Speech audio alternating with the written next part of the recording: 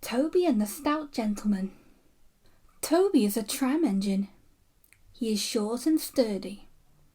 He has cow catchers and side plates, and doesn't look like a steam engine at all. He takes trucks from farms and factories to the main line, and the big engines take them to London and elsewhere. His tram line runs along roads and through fields and villages. Toby rings his bell cheerfully to everyone he meets. He has a coach called Henrietta, who has seen better days. She complains because she has few passengers. Toby is attached to Henrietta and always takes her with him. She might be useful one day, he says. It's not fair at all, grumbles Henrietta, as the buses roar past full of passengers. She remembers that she used to be full, and 9 trucks would rattle behind her.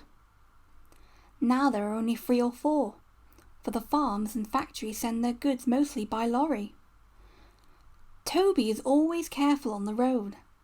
The cars, buses and lorries often have accidents. Toby hasn't had an accident for years, but the buses are crowded and Henrietta is empty. I can't understand it, says Toby the Tram Engine.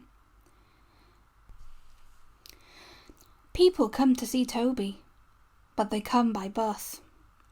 They stare at him. Isn't he quaint? They say and laugh. They make him cross. One day a car stopped close by and a little boy jumped out. Come on, Bridget, he called to his sister, and together they ran across to Toby. 2 ladies and a stout gentleman followed. The gentleman looked important, but nice. The children ran back. Come on, grandfather, do look at this engine, and seizing his hands they almost dragged him along. That's a tram engine, Stephen, said the stout gentleman. Is it electric? Asked Bridget. Whoosh, hissed Toby crossly.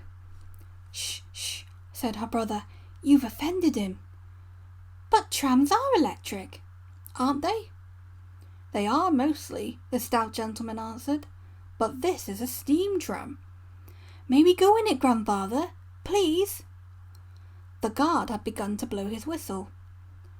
Stop, said the stout gentleman, and raised his hand. The guard, surprised, opened his mouth and the whistle fell out. While he was picking it up, they all scrambled into Henrietta. Hip, hip, hooray, chanted Henrietta, and she rattled happily behind. Toby did not sing. Electric indeed, he snorted. He was very hurt. The stout gentleman and his family got out at the junction, but waited for Toby to take them back to their car. What is your name? Asked the stout gentleman. Toby, sir. Thank you, Toby, for a very nice ride. Thank you, sir, said Toby politely.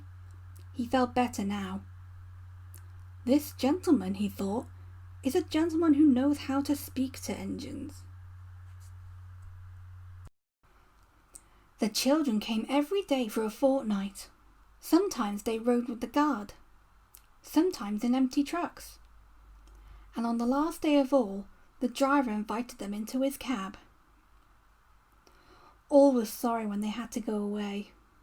Stephen and Bridget said thank you to Toby, his driver, his fireman and the guard.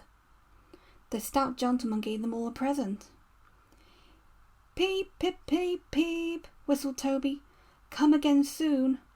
We will, called the children, and they waved till Toby was out of sight.